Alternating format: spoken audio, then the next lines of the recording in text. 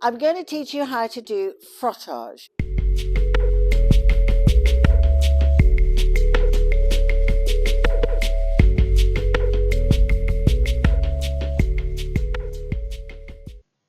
So what is frottage? Frottage is a French word meaning to rub, and I actually think, I'm not entirely sure, that I invented this idea for furniture. I'd looked at an artist called Max Ernst, and he'd done these pieces. He was rubbing on and making pattern out of rubbing on three-dimensional surfaces and getting these quite rather lovely looks. And somehow, I don't know how I did it, but I ended up doing this, where I was rubbing newspaper over wet paint, and I called it frottage because it is to rub. So there was but it's so long ago. I did it in my very first book, or my second book, called Nursery Style, and I did it for a mural because I was covering a large area. So that is how this has come about, this word, and how I did it. I'm going to be frottaging this piece of furniture. I think it's really good because it's a nice big flat area. I'm going to do it, I painted it already in cream, and then I'm going to do a frottage of Scandinavian pink over the frottage. So I'm doing these colours because this is copying a piece of furniture that I did many years ago.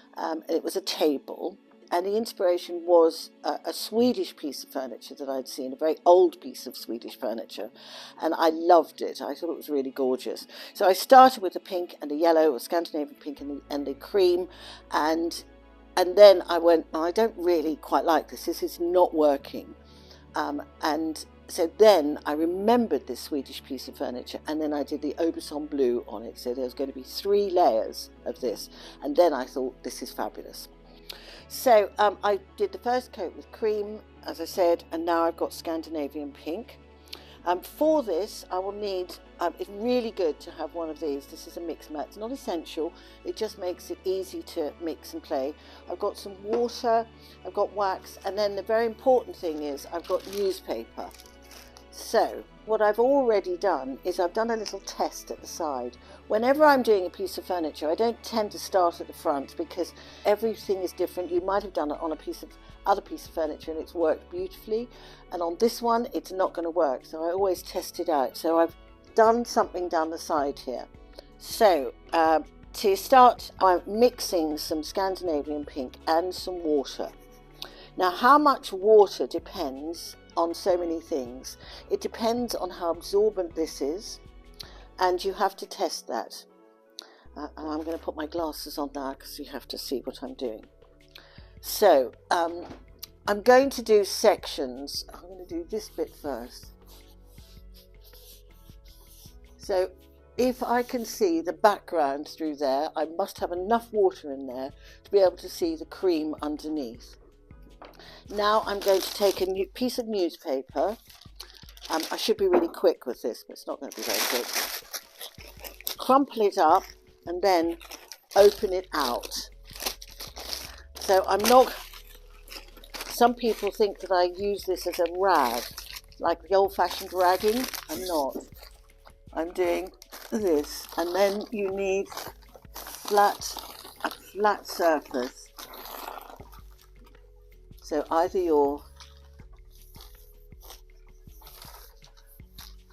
fist or the palm of your hand, and then you've got this texture already. I can see I missed a bit up there, and it's a little bit darker there. Personally, I don't mind that. I might go back in, but there is going to be a third colour, so that should be fine. And now I'm going to continue, so I'm happy with that. It's just got to be thin enough. If it's too thick, you're not going to get a technique. And if it's too watery, it's not going to look right. So now I'm going to go across, up onto there. You can always patch up little bits later. Be quite generous the way you apply. Don't worry about little bits that you've got some left over from there.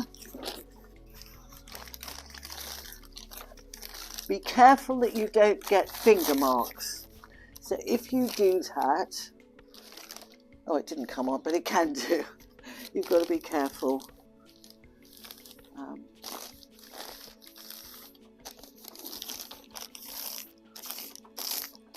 Got to be fairly quick. So that hasn't done very much.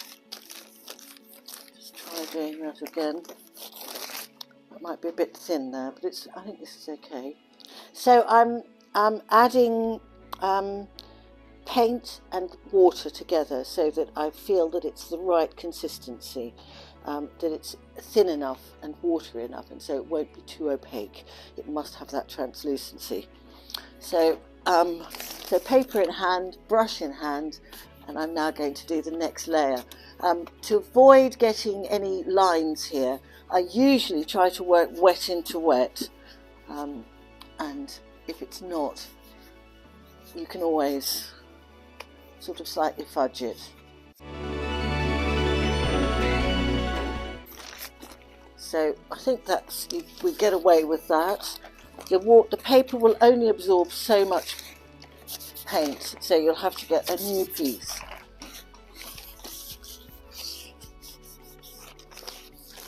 I think that's all right. There's a little bit of a line there, but that will be fine because I'm going to do a second coat on there.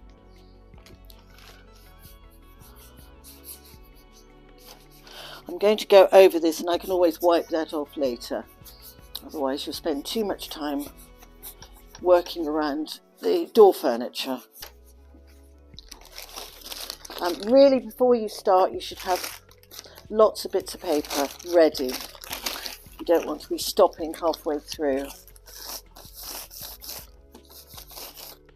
Now I'm doing it with newspaper, but there is something really interesting you can do. You can do it with fabric. So if you've got some old fabric you're about to throw away, you could try it with this. That could be really good. Now, I just did it there, and I did it with my fingers, and you can see marks. So that's why I'm saying it's better if you can do it with the flat of your hand. So if you do that, just want to show you can get rid of it. So I'll go over.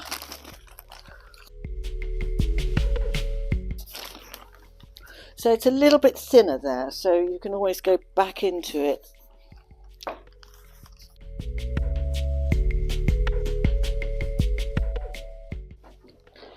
Okay, so more paint.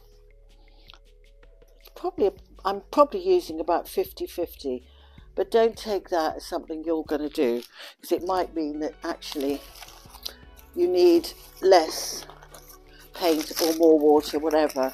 Each piece of furniture absorbs paint in a different way. So some wood is incredibly absorbent. And when you put this on, you'll notice that I'm putting it on every which way. So some areas are going to be thicker and some areas thinner. Don't worry about that. That is absolutely fine.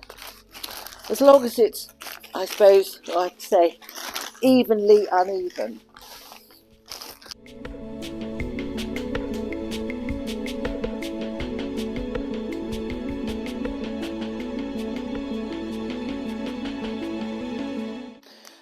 What's lovely about the paper is because I've scrunched the paper up, you get uneven bits in it. That's the whole purpose. You can do it flat, but you'll get a different look.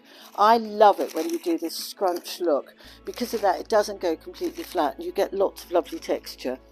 So this bit here hasn't got very much going on it because it's recently put on. Oh, I've got some finger marks there. So I'm just going to go over those again while it's still relatively wet, the paint. And there. So I'm going to go round and have a look, see what it looks like, because I can't quite see. Yeah, that looks great. I'm just going to do, so it's good to stand away to see what it looks like. There's a little bit there that's not terribly interesting, but it's quite good because you want something that's a little bit dynamic. I work fast, but don't panic, because if you panic, it's all going to go wrong, because you can actually start and then wipe it off and start again until you've got the hang of it, because it's actually quite a quick technique. And don't worry too much. I've got a dot there, that might be quite good, and this is a little bit more textured. It's all fine. So now I wait for that to dry, which it's a little bit wet in places, and then I'm going to wax it, and then I'm going to put the Aubusson Blue on. But actually, you could just leave it like that, wax it, and that'll be finished, because it does look really lovely. So I'm back, it's all dry now, I'm ready to go. I'll just say why it's important that it must all be dry, because if there is a little bit of pink that is still wet, when you start waxing it, that will lift off and you'll get something completely, well, it's not, sometimes it's fantastic, but quite often it's not, it just looks like you didn't paint it. So I've got my wax and I've got my brush, and I'm going to get a nice bit of wax onto there, and I'm just going to wax quickly all over. The reason I'm waxing is because if I start painting onto here with wet watery paint, it's going to lift some of this pink off, and you don't want that to happen. I want this pink to stay, and I want all those marks to stay. So waxing it quickly is just fantastic. This is actually quite a good time to tell you about waxing, just briefly. People can get a little bit precious about waxing. You see how I'm doing it. I'm just every which way and all over, and quickly. It won't matter if some bits, I'm not missing any bits actually. I'm just being quite systematic and making certain it covers everywhere.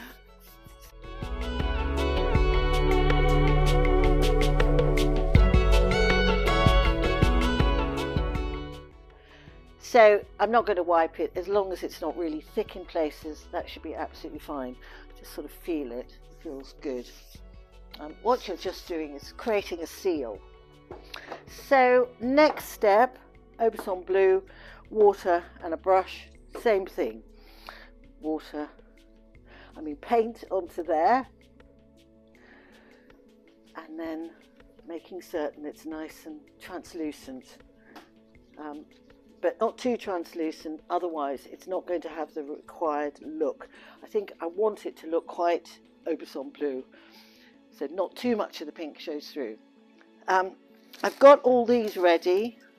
Last time I used 4 sheets, and this time I've just made 5 just in case. I've crinkled them all up, and I'm ready to go. Very exciting.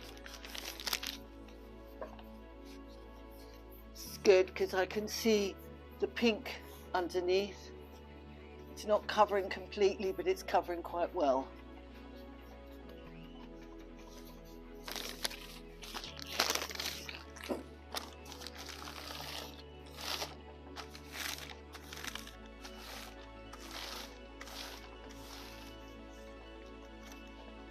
Yes, I love it. Really nice. It's a little bit heavier down at the bottom there. Quite like that, but not perhaps too much. Let's just lighten it a little bit more. Yeah. Exciting. I hope other people like it as much as I do. I think that looks really good. So more paint now. I've only used some of that paper, so I can reuse that paper again. I think it just, oh, where did that go? Here it is here. So I've only dirtied some parts of it, so I can do that side and that side. As I say, it absorbs the paint and it will get wet and it won't work so well. So actually I think I'm going to put that one to the side, and I can use bits of it, but now I'm going to go on to here. So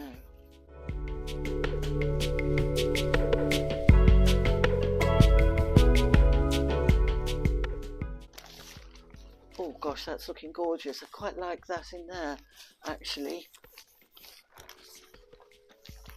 Now that's given me an idea. I think I won't do much frottaging in this area here, because I think that's given it a little bit of depth.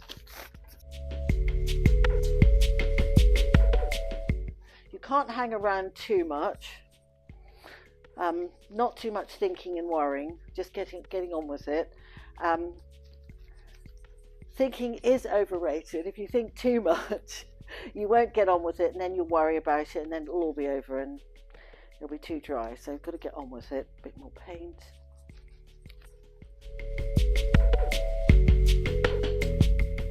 You'll notice I've done this in more or less the shape of the size of the newspaper.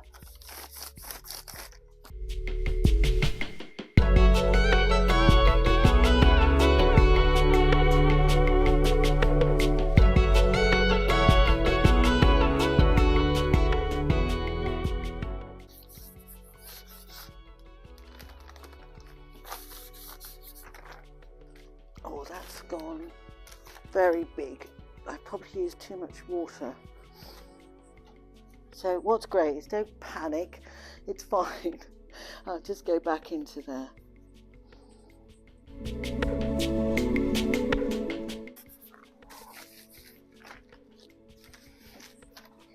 Still showing quite big, so I'm going to go back into that with a slightly more heavy paint. Would be right in the middle, wouldn't it? That's what happens sometimes.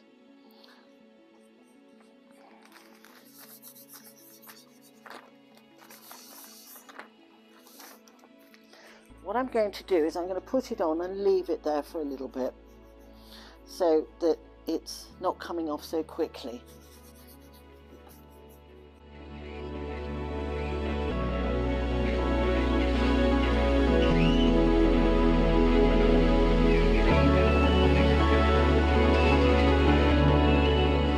So on this bit here, I've probably done it too many times, or I didn't have enough wax on it, so some of it's come through. So this is things that go wrong, and it's quite good. I'm quite happy to show you where these things go wrong.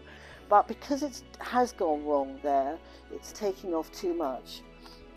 What I'm going to try to do is just make that bit a little bit darker. So I put more paint on there, less water, and build it up a bit.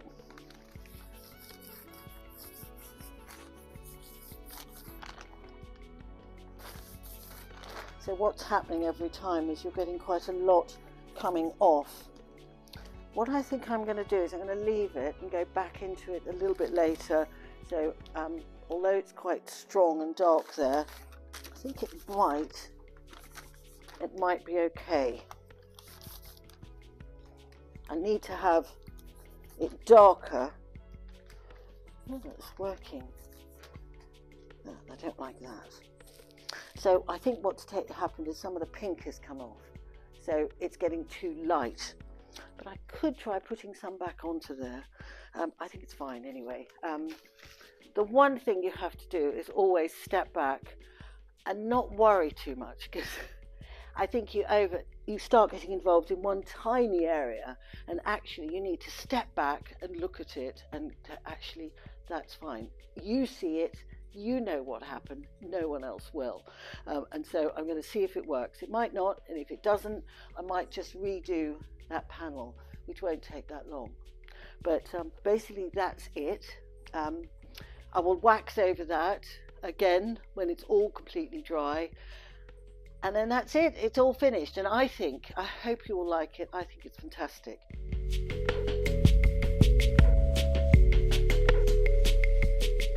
So I've done some other things which I really love. My favourite one is this box, which I think is really lovely.